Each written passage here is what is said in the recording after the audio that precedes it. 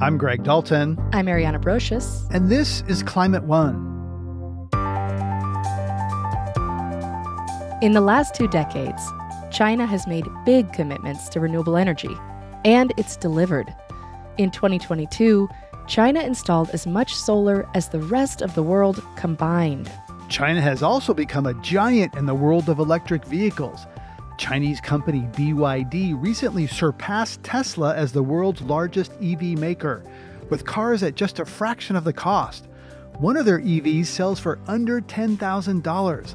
That's a game changer for the global auto industry. But China is still the world's largest greenhouse gas emitter. Coal remains its primary source of energy and emissions. So even with all that clean energy capacity, Climate Action Tracker ranks the country's emission reduction goals as highly insufficient. And all that has people here in the U.S. seriously concerned. China is seen as a threat to our economy, our environment, and our national security. But what to do about any one of these threats is complicated and complex. Like China itself. But that's what we're going to try to take on in today's show. We're going to talk tariffs and industrial policy and a bunch of other ways policymakers are trying to figure out what to do with China. But before we launch into all that, I think it would help to have a little context on how we got to this moment. Because 20 years ago, you probably wouldn't have guessed that China would be the renewable energy leader it is today. Greg, you've lived in China and you know a lot about it, so give us a quick history lesson. Yeah, okay, well, here goes. I lived in China in the late 80s. I started off as an English teacher in Shanghai and later became a reporter in Beijing for the South China Morning Post. And I remember seeing piles of coal outside the buildings where I lived. Coal that was used for heating water, cooking food, everything. And the campus was surrounded by the sound of pile drivers all the time for the construction of these new modern high-rises rising out of the ground, a real symbol of the economic juggernaut that was just getting started. And those buildings also foreshadowed a real surge in China's emissions. In 1997, the Kyoto Protocol became the first binding international agreement to regulate greenhouse gas emissions. This was a huge moment for climate. Dozens of industrialized countries signed on, including Germany, Japan, and the UK. The US, however, was not one of them. Part of the reason why is the US thought that China was getting a big pass. At the time, China was classified as a developing country, and that meant it was exempt from the restrictions on carbon pollution. The fact that China didn't have to play by the same rules was a major reason the U.S. never ratified the treaty. Another big fear was American jobs. I will not commit our nation to an unsound international treaty that will throw millions of our citizens out of work. That was George W. Bush in 2002. By that point, those economic pressures had gotten more intense. China joined the World Trade Organization, which sort of opened the floodgates. Its exports exploded as globalization ramped up. China gained jobs while the U.S. lost them. Of course, Americans also got used to buying incredibly affordable consumer products made in China. And as that entire system of production and consumption continued to rev up, China got richer, and it became the largest greenhouse gas emitter. Right, though to add a little context, because the U.S. has been industrialized for so much longer, we are responsible for a bigger total share of all the emissions that are still heating our atmosphere, roughly twice China's total emissions. So China is producing more now, but the U.S. contributed much more to what's already in the atmosphere. Right. So the next big milestone for U.S.-China climate relations happened in 2013. This was the first time President Obama met with China's President Xi. In that meeting, the two agreed to prioritize climate in U.S.-China cooperation. And a year later, they met again. I commend President Xi, his team, and the Chinese government for the commitment they are making to slow, peak, and then reverse the course of China's carbon emissions. That paved the way for the Paris Agreement in 2015, and that was huge. 195 countries, that's essentially all of them, agreed to limit global temperature rise to no more than 2 degrees Celsius. Yeah, though it's now quite unclear if the nations of the world are going to keep those commitments. True, most countries are not on track. But it was still a landmark moment of countries coming together to agree there is a problem and it needs to be fixed. That was a big deal, and I don't think it would have happened without Obama and Xi working together. Okay, so let's jump to today. These two huge economies continue to be at odds. China's massive investment in solar has made solar panels incredibly cheap, which is driving most U.S. solar panel makers out of business. Right, so now business and climate leaders are debating how to handle Chinese competition, not just in solar, but in batteries, electric vehicles, and all the other green tech we need for the energy transition. And here's the crux of it. For the sake of the climate, affordable solar panels and electric cars from China sound pretty good. For the sake of American manufacturing, maybe not so much. I talked about that tension recently with NPR's Emily Feng. She's based in Taiwan now, but she spent years living in Beijing reporting for the Financial Times. I asked Feng to give me a sense of what living in China felt like as it started to prioritize the greener aspects of its economy. So when I think most people think of, especially Beijing, northern China, they still think of coal dust, air pollution, that weird haze that was in the air during the Beijing Olympics 2008. And international athletes were coming in and wearing like full gas masks almost because they didn't want to hurt their lungs. And that was China up to about 10 years ago.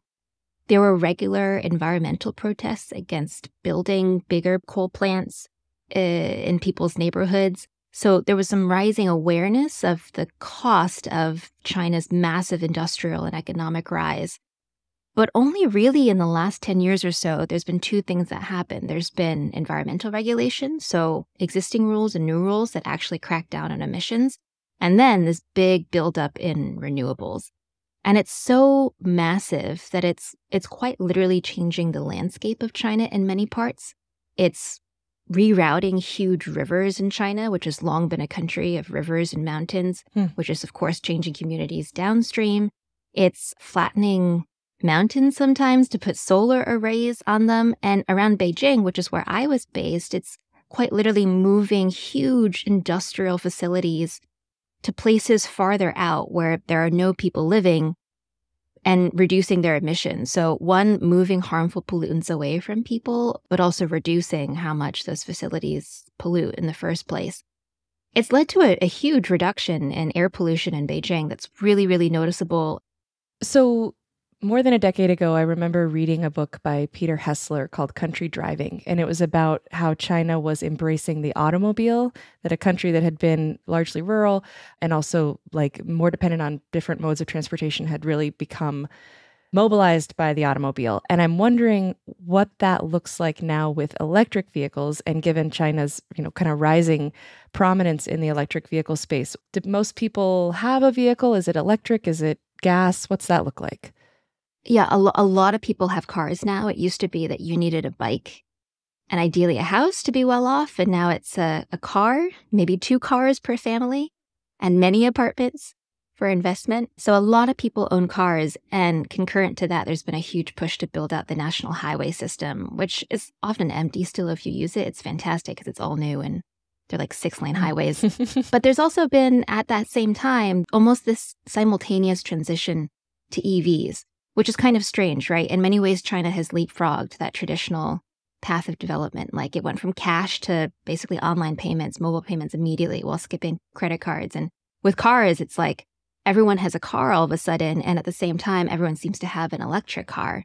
That's in part because of big subsidies. It's just so much cheaper, depending on the city you live in, to have a car. In big cities, where having a car is a prestige factor, there's actually been, for years, a rule that license plates that are even numbered can only drive on certain days of the week, and odd number license plates drive on the other days of the week to reduce congestion and pollution in cities. But if you got an EV, you could drive all days of the week. So there were little incentives like that to get people to buy EVs from the very, very beginning. In Beijing, it's really, really hard to get a license plate for inner city Beijing. Some people were waiting in line for years and years in this lottery system to get a license plate, but you could skip the line if you decided to get an electric vehicle, and your license plate would be green. So this like little gold star kind of, so to speak, to reward you for getting an EV. Hmm. And all these things added up with the fact that some of the biggest producers in the world of EVs are Chinese. So if you bought a Chinese EV, you didn't have to pay import tax either, meant that the adoption of electric vehicles was quite fast. China has set up charging stations. It's been developed quite quickly and is quite mature now, especially in the eastern coast, the eastern seaboard. The issue with the charging stations is not all of them draw on power that's renewable. Some of it's still coming from coal power, and certain areas of the country, particularly the south, the western side of it basically, and the northwest is going to be much more renewable heavy, and the eastern seaboard still will have a mix of coal and non-renewables and renewables. When you were living in Beijing, how often would you have conversations with kind of your average person that had a climate element, that people were concerned about climate or severe weather or impacts or things like the pollution on their health? I almost never had a conversation about climate, but I would have conversations about pollutants, emissions, whether or not their water, their soil, their air, their food was safe all the time, every day. People spend a lot of time looking for food that they thought was safe. Unfortunately, there's no public groundwater contamination statistics. So people were inherently suspicious of the water they were drinking. A lot of people either filtered their water or still just buy it bottled from the grocery store. So people are very concerned about their health and the quality of the air and the water and the soil, but they weren't yet really aware of climate. And I think the switch to EVs has really been driven by the fact that they're affordable in China and they're often really comfy. They're well designed, less so that people are concerned about climate change. Right. It sounds like all the incentives you listed make it really appealing, climate totally aside. I mean, if we could make it that appealing in the US, it would probably make a big change. Absolutely. But I think this awareness of climate change is changing. The last couple of years have brought extreme weather to China, in particular droughts and then sudden floods. Some of them have been really, really deadly. There was one in Beijing just last year, and then previous to that, one in central China in Henan that killed more than 300 people, many of whom died terribly. They drowned in the metro, the underground metro system. And there was a lot of pushback against how the government handled that and how transparent they were about the risks of climate change and sudden weather like that when designing these urban systems. So there is much more public awareness and discussion of this now. But that's really only happened in the last couple of years with the onset of extreme weather. Right. When we're seeing that in the US too, right? It's much more present than it used to be. So you've done some reporting on how China has sort of leapt ahead in terms of becoming a real global leader for solar production, particularly solar panel making. What has led to China becoming such a powerhouse in solar? I think in one word, scale. They have an enormous market, so that's an inbuilt advantage. And yes, there has been a huge amount of government support that has jump-started, whether it's the materials that go into creating renewable energy installations, but also incentivizing people, the consumers, to then buy that and companies to see that as something that would make money. Renewable energy costs a lot of money. It's capital intensive. You've really got to build a lot of this infrastructure first before people see it as a viable alternative and then go and buy that and feel like, oh, this could be, think that an EV is reliable and that I know there are going to be charging points every 100 kilometers or so. And so the government and local governments were basically able to do that and create that scale very, very quickly. And although the profit margins are still kind of low and the costs are still really high, they did it at such scale that it has been profitable for a couple of big state and private companies. So China has created an entire supply chain. Everything is in-house. They have the polysilicon that goes into solar panels. They've got the solar panel makers themselves. They're also their own biggest consumer of solar panels, though they do export a lot of it. Of course, this has not been without controversy. A lot of other companies competing with them who are not Chinese argue that's an unfair advantage. And people in China would argue, well, we were the only ones who were able to invest all that cost up front to create the scale that made renewable energy competitive with non-renewables. Yeah, and there's arguments in the climate space around, well, should we try to build up the U.S. domestic solar industry, or should we just take advantage of the fact that China has really made this so cheap and so abundant? Let's just buy Chinese solar panels and rapidly electrify.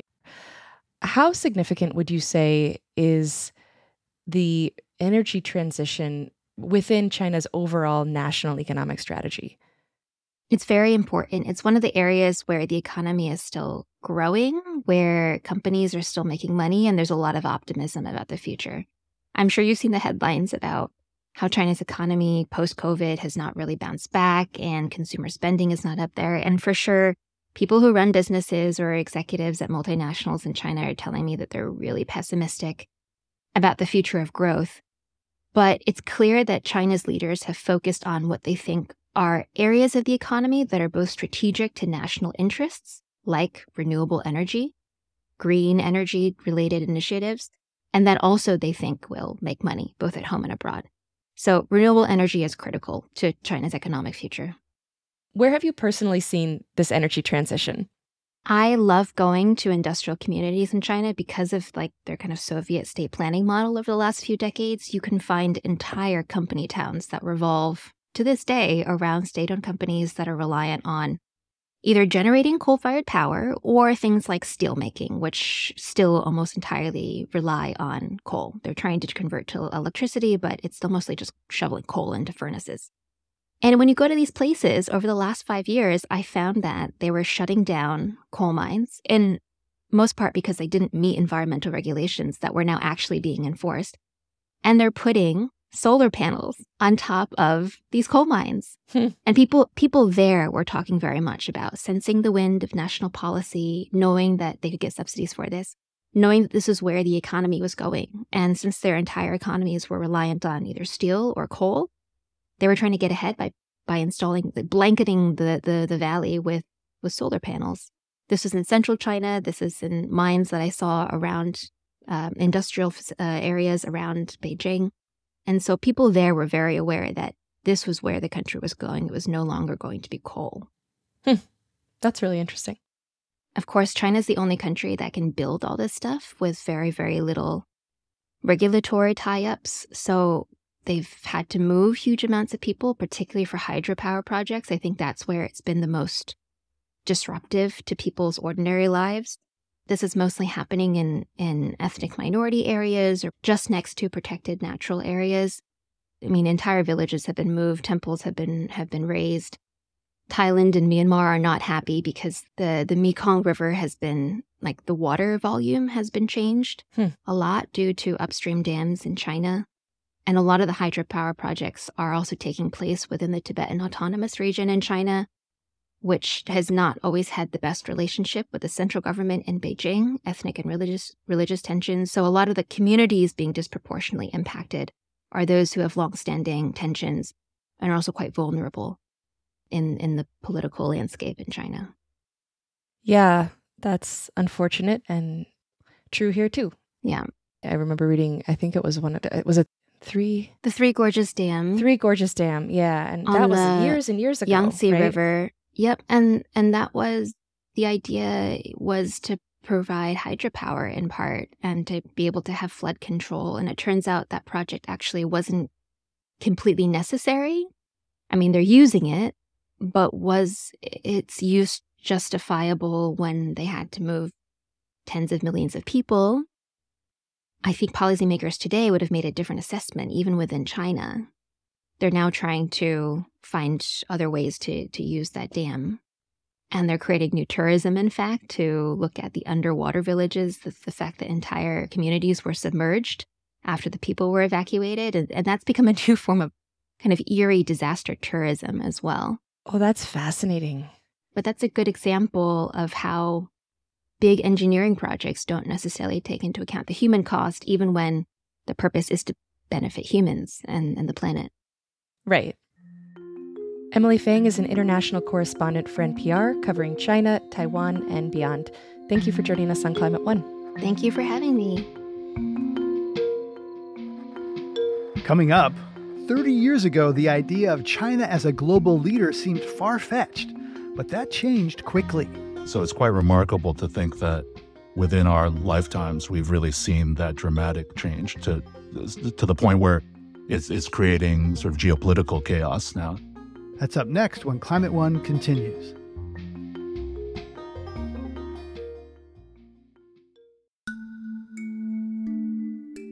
Today on the show, we're talking about China, currently the world's biggest carbon emitter, who's simultaneously leading the solar power and EV industries. I want to dive deeper into how this energy transition has played out in China during the last few decades. Alex Wang is a professor at the UCLA School of Law and co-director of the Emmett Institute on Climate Change and the Environment. His research focuses on how China balances a growing economy and cutting emissions. Also, its deeply fraught, deeply intertwined relationship with the U.S. Like me, he first visited China as an English teacher. He was there in Wuhan in the 90s. And he says that experience 30 years ago still shapes how he thinks about the country today.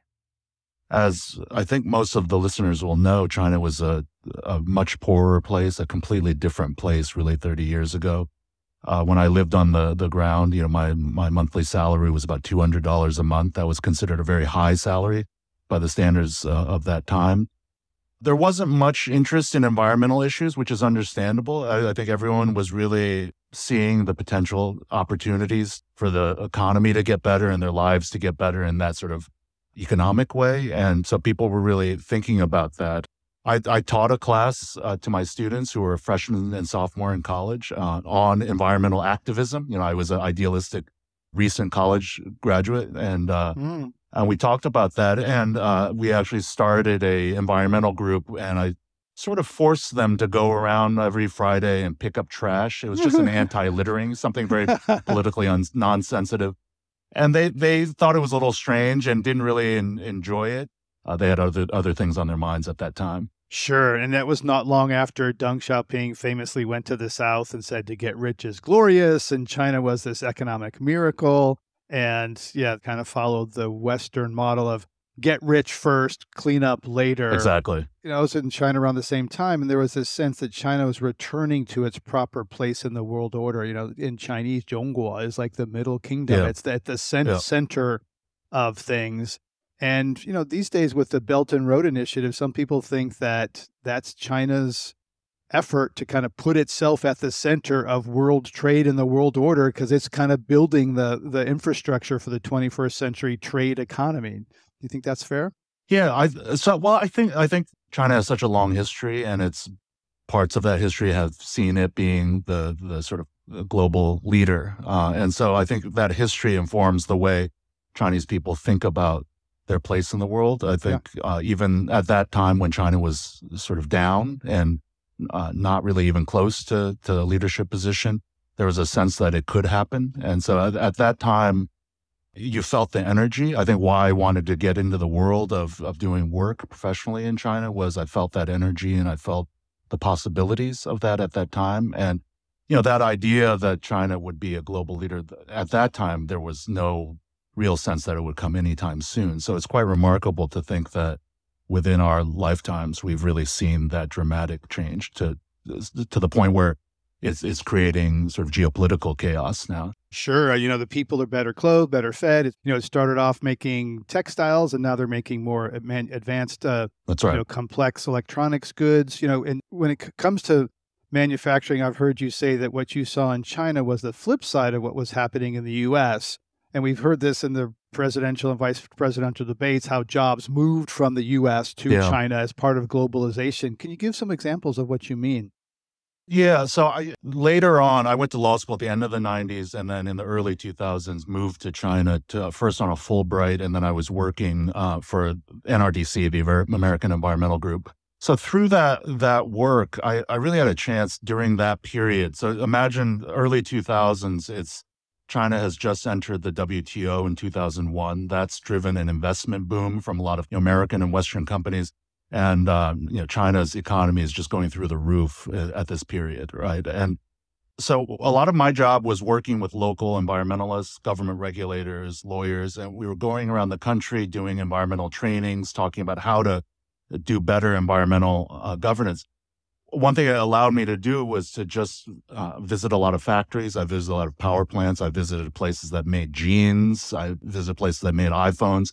And I saw basically the beginning of the supply chain.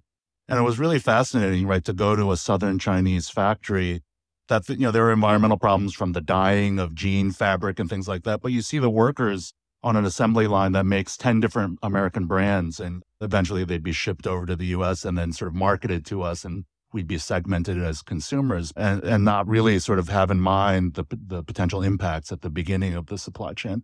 But it also made me think about, in the moment that we are in now with kind of Trump, the Republican-Democrat divides, part of that story is the dynamics of how the economy in the United States shifted, right? Manufacturing jobs getting moved to China. Of course, that's not the entire picture. There was automation and things like that, but the China story is undeniably part of it. And jobs moved, and what hurt the American Rust Belt helped lift people out of poverty in China. Though difference in the wages in Ohio and Guangdong province, went into profits for this that drove up the stock market. Last summer, China experienced whiplash from extreme heat to devastating floods. Feeding now 1.4 billion people has always been a primary challenge for the country's leaders. And now with weather whiplash hitting crop production, how is China's vulnerability to climate-induced impacts affecting how China addresses its energy transition in response to climate disruption?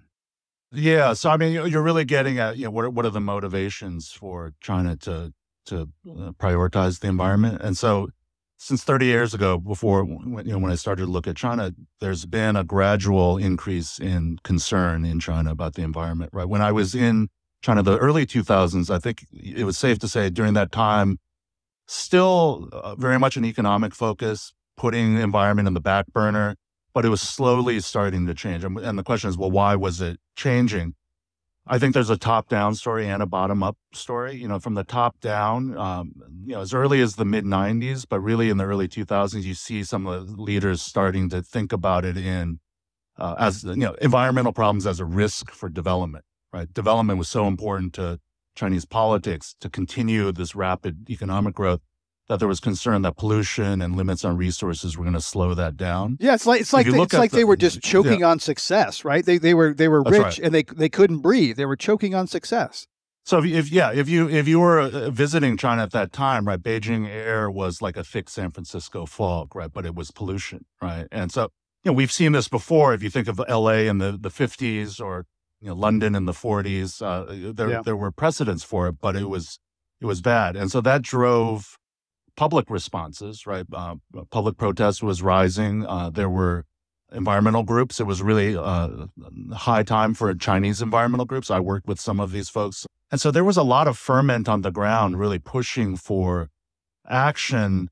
And there was an interesting way in which this bottom-up desire for a better environment dovetailed with kind of technocratic senior level thinking about risk management and, risk from the fact that China was having to import more and more oil, the fact that industry and rising use of automobiles was driving incredible amounts of pollution, the fact that China was worried that this kind of focus on low-cost manufacturing was going to sort of reach a natural conclusion and they were going to get stuck in what some people call the middle income trap. They wanted to improve their economy or upgrade their economy to be more like the US or Europe.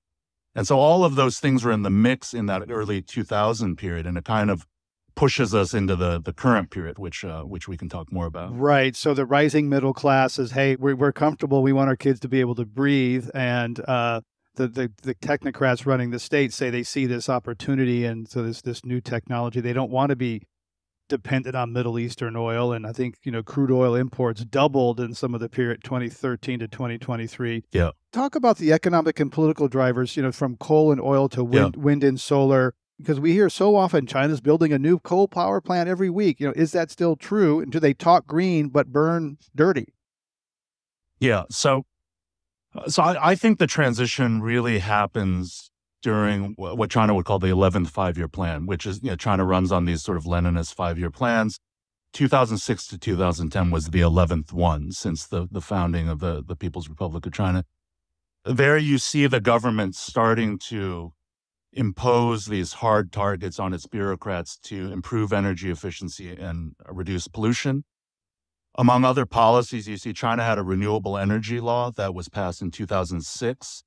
So the motivation, so let's just talk about the energy piece of it, right? So in the previous five-year plan, China, because of the increased industry, was seeing a lot of brownouts. There's a lot of interest in energy efficiency, for example. So why were they open to talking to the NRDCs of the world about energy efficiency? They had to deal with practical problem of not enough energy. Renewable energy was another way to deal with this. So various factions in China saw, well, we need this for energy security. We need a lot more energy. We're going to try to go all in on all types of energy. So at that time, it was certainly 2 or 3 coal plants a week. Plus, we're trying to invest in renewable energy. To this point about the technocrats wanting to upgrade the economy, I think they start to see, well, there's certain industries, particularly ones in which there's just not a global leader. They're new industries like renewable energy, electric vehicles, where there's no global incumbent. Right? To go head to head with Japan and the US on traditional automobiles was going to be a losing game, right? These countries are decades ahead. So they're thinking, just like Tesla leaps to the front as a new player in a unsettled field, China's trying to do the same thing. It's right? It's a disruptor. Yeah. Disruptor, right. So at the end of the first decade of the 2000s and into the Xi era that begins in 2012, 2013, there are all these new policies that start to come out. First, it's called Strategic Emerging Industries. Later, it's called Made in 2025. But it's all about how China's going to invest more in these kind of advanced industries that Europe and the United States view kind of more as their bread and butter, right? The US and Europe were sort of, okay, well, we're going to let the TV production or refrigerator manufacturing go to these low-cost jurisdictions, but we keep the high profitability advanced stuff. But now China is starting to move into these areas pretty aggressively, right? With industrial policy, lots of subsidies, all of these sorts of things. Right. And China jumps in and takes over pretty quickly the global solar panel industry by making the modules. U.S. companies go bankrupt. Right. Prices go down dramatically. I think there's 50% just in the last year. But if you care about the climate, isn't that a good thing? Like that price reduction? Yeah. It's a bad thing if you're a company making solar panels. It's a good thing if you're a buyer of solar panels because your prices have made it cheaper, and that's good for the climate. Yeah. But there's also been this real change where, some years ago it was always like China's the problem. They should fix it because they're so big. China has now become the largest current emitter. So we've gone to the U.S. from China's not doing enough to quickly it's flipped to the China's doing too much. Their stuff is too cheap. Right. They're dominating markets. Either way, it's bad. Yeah, on the Chinese side, that would be one of their complaints about what's going on. They say, look, 15 years ago, China gets hammered at the Copenhagen Climate Conference for not doing enough and trying to sort of fend off obligations to reduce things, right. emissions more quickly. That was 2009. That was 2009, right, in 2009. And then in the subsequent years, they really start to dominate in all of these clean tech areas, right? Wind, solar, batteries, electric vehicles. And so now it's led to a different kind of complaint about Chinese dominance. And, so their sense is, well, look, whatever we do, we'll get hammered, right? Right. And recently the U.S. slapped a 100% tariff on Chinese EVs. First of all, I'm curious, have you driven a Chinese EV? I haven't driven one, but I've been in them, in the sort of, Chinese equivalent of Uber, and they're nice. I mean, there's an incredible variety of brands, and they are as good as anything I've seen in the U.S. And so before COVID in 2018, 2019, they were not everywhere in China. And then after COVID, I didn't have a chance to go to China for about 4 years. And when I went back in Beijing and Shanghai, they are just everywhere. They converted the entire taxi fleet virtually to EVs.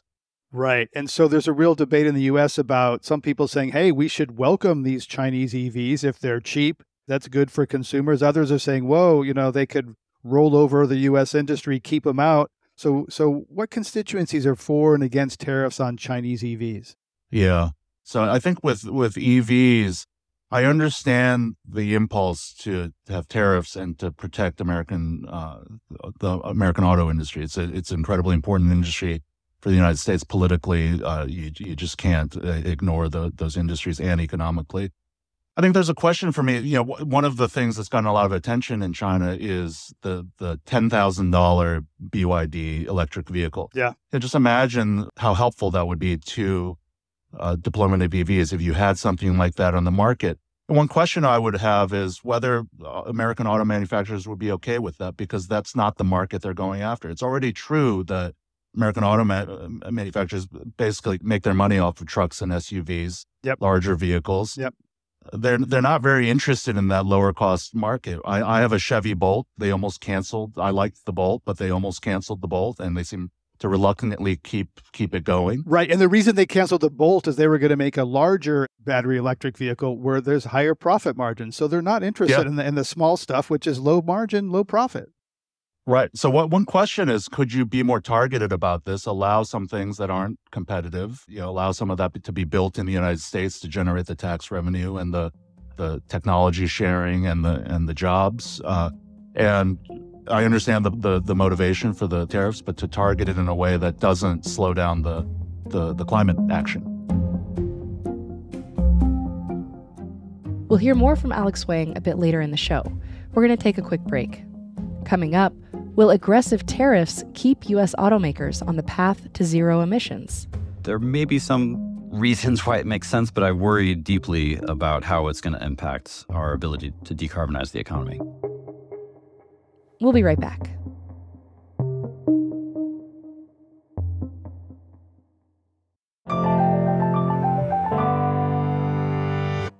Whenever Washington politicians talk about China, the question of tariffs almost always comes up. Chinese tariffs. Could changing them make things cheaper? President Trump has determined that tariffs are the right tool. Biden has warned that he will raise import duties on Chinese steel even further. The U.S.-China trade war escalated over the weekend, with both sides lobbying fresh tariffs on the other's exports and no trade deal in sight.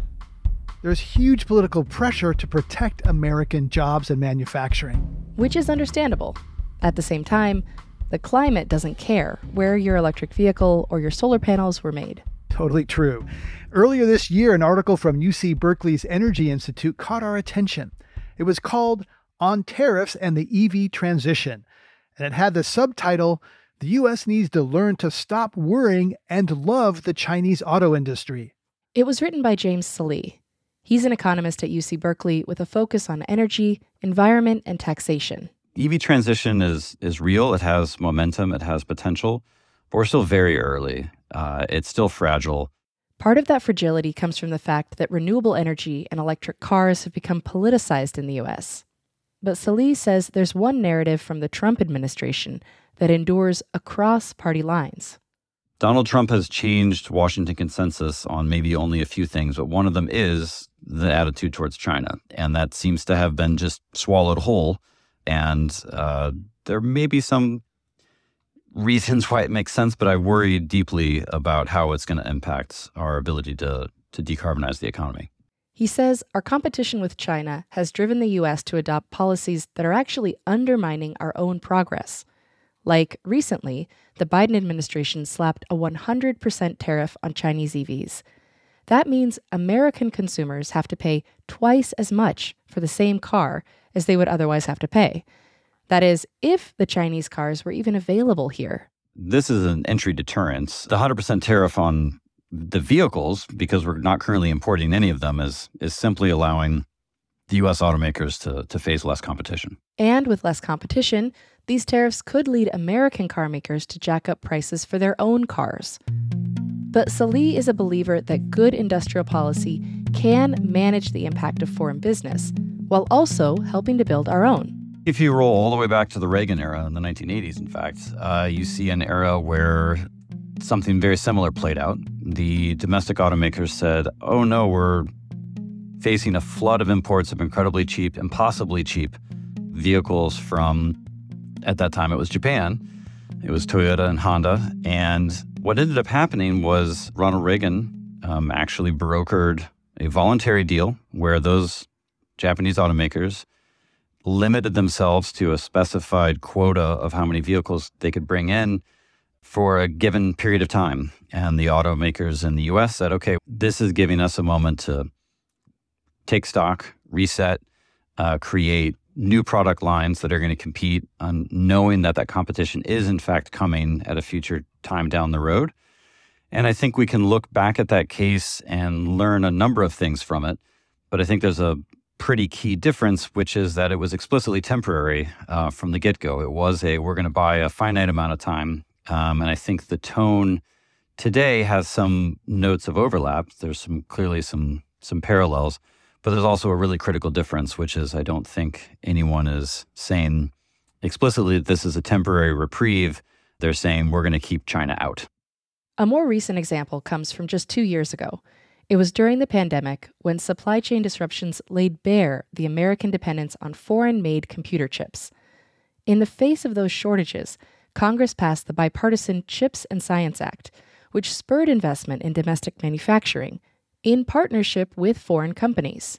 The CHIPS and Science Act worked really hard, spending many billions of dollars to try to reshore some chip manufacturing. But what they've done is invite TSMC and Samsung to come set up their most state-of-the-art facilities here in North America and to learn from them. So the U.S. invited foreign companies in to help us build more computer chips faster.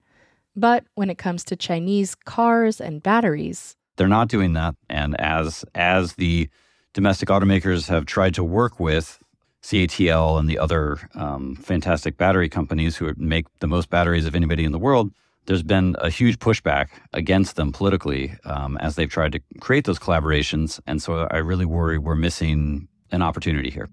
Sallee says the biggest opportunity we're missing is the opportunity to learn. The way that both Democrats and Republicans in Washington are talking about China is as an adversary, but not as someone that we need to learn from. And I think at some point during the 1980s, there was a shift and we said, oh, we're worried about these Japanese competitors. We view them as an adversary, not in all the ways we view China that way today, but as an economic, competitor. But we realized they're really good at some stuff and we need to learn from them. And so I think a really important thing that came out of the policy in the 1980s when there was the temporary import quota was not just that there was a moment of taking stock that the U.S. automakers could kind of retool and aim to compete, but also that spurred onshoring of the production of Toyota and Honda and Nissan, started to open manufacturing facilities in North America.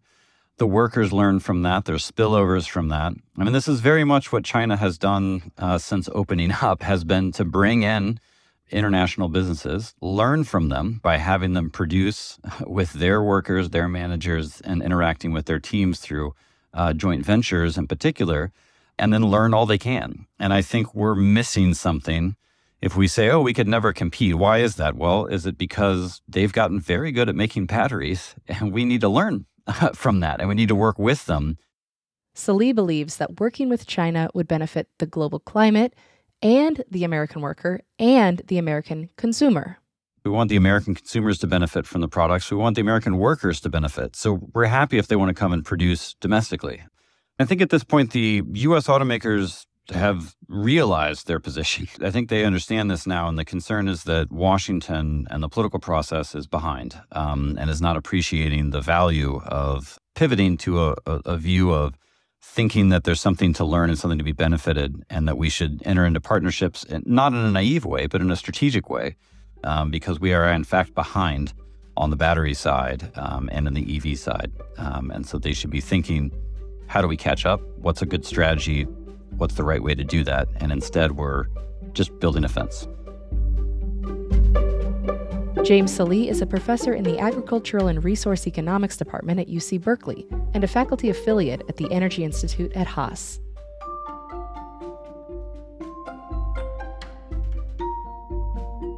Both Sallee and Alex Wang, the UCLA law professor we heard from earlier, agree there's a ton we can learn from China about how to build better EV batteries and other products.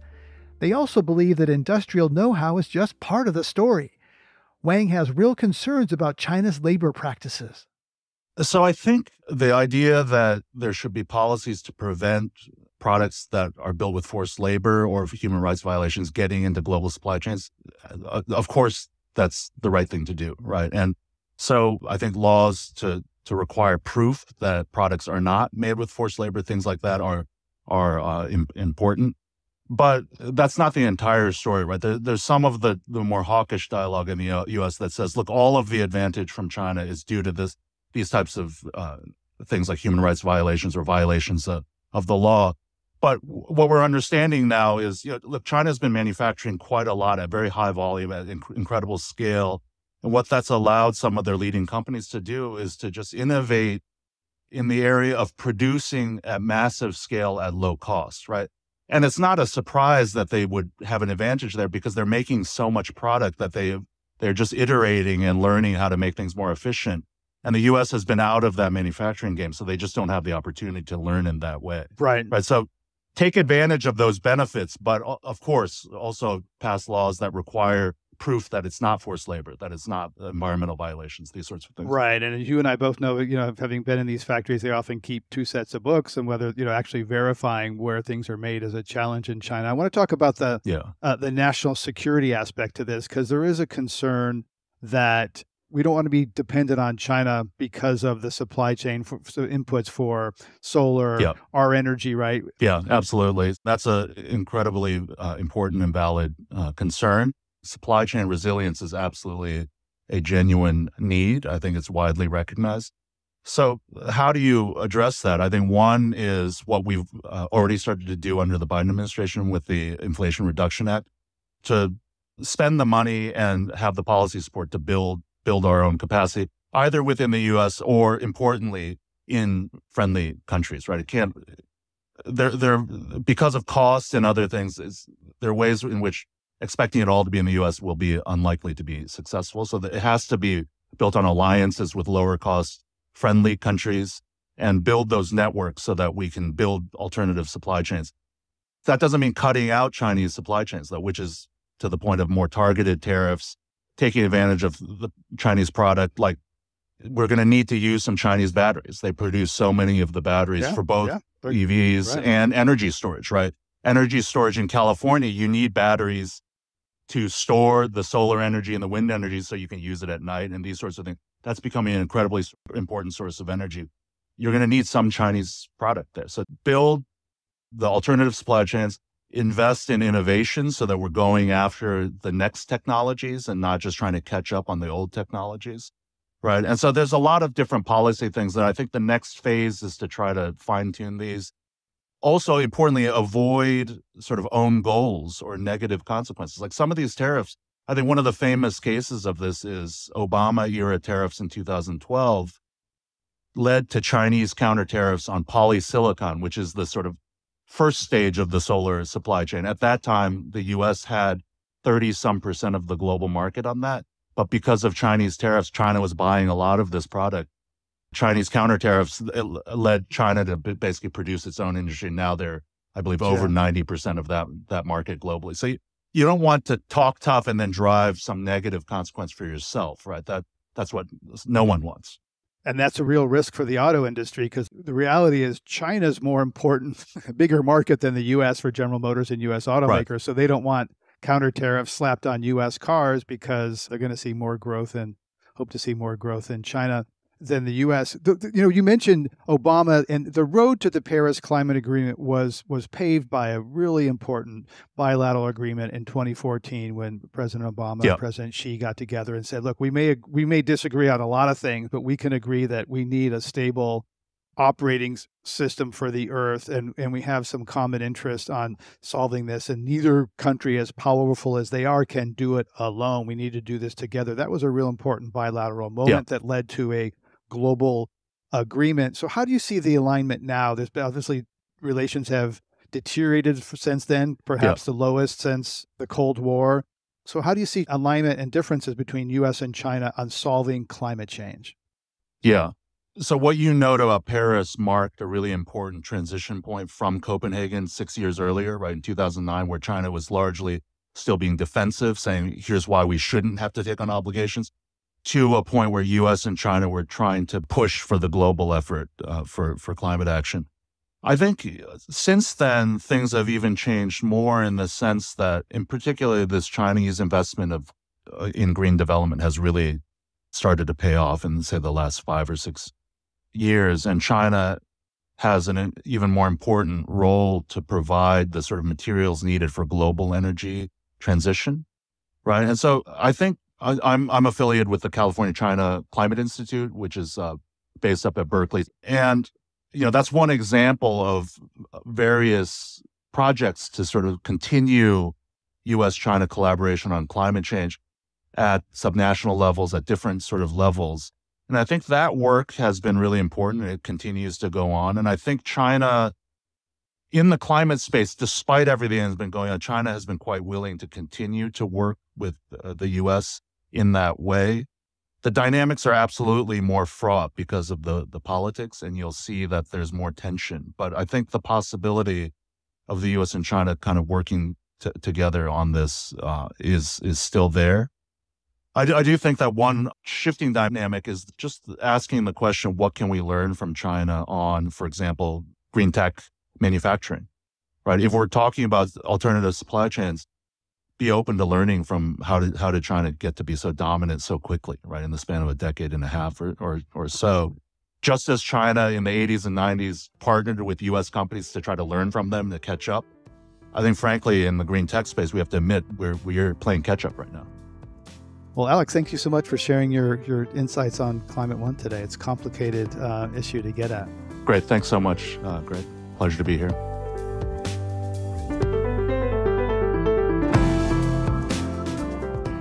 And that's our show. Thanks for listening. We know talking about climate can be hard and also exciting and interesting, and it's critical to address the transitions we need to make in all parts of society. You can help us get people talking more about climate by giving us a rating or a review, or consider joining us on Patreon and supporting the show that way. Climate One is a production of the Commonwealth Club World Affairs. Our team includes Brad Marshland, Jenny Park, Ariana Brocious, Austin Colon, Megan Basilia, Ben Testani, and Jenny Lawton. Our theme music is by George Young. I'm Greg Dalton.